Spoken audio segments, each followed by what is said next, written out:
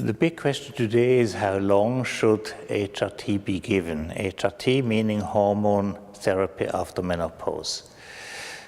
Perhaps you know that there has been a study done in the United States, the Women's Health Initiative, and this study suggested several completely wrong details. One was that the maximum duration of treatment should be 5 years.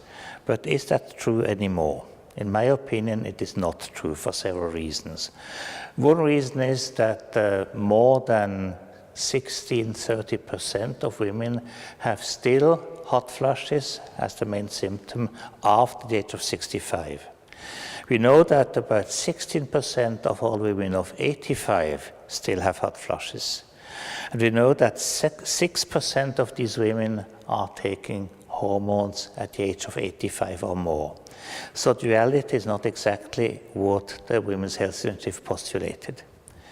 The reason is that this study more or less excluded symptomatic women.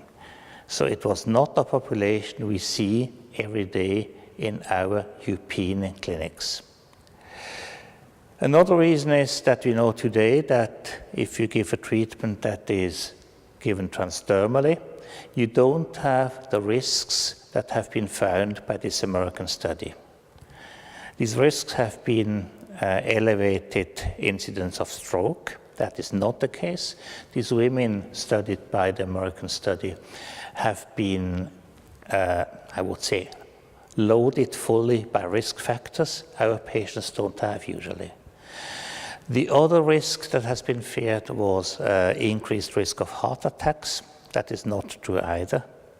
And on the other hand, we have a clear advantage in bone.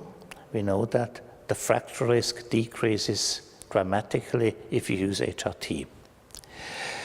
What has been said too by the American study is that you have an increased risk of embolism. That is true for oral administration, but not true for transdermal administration.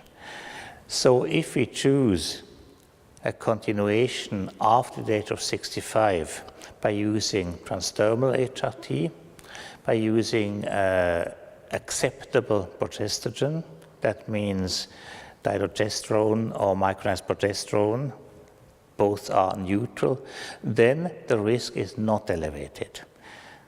We have, if you look at the balance, even a positive balance between risks and benefits. Benefits are bigger than the risks. What we don't know yet exactly are the long-term consequences for the brain, because that is an interesting fact concerning everybody living in our modern society where you become older and older. We think that E2 is a prevention of dementia, especially Alzheimer's dementia. So probably the continuation of HRT after the age of 65 would be an advantage. We have some clues from long-term studies done in the States too, where the decrease of Alzheimer's disease has been significant in the population treated after the age of 51 until the high age by hormones.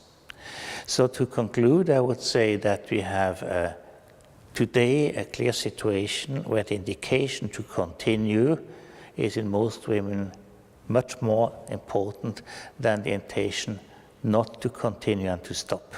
Thank you very much.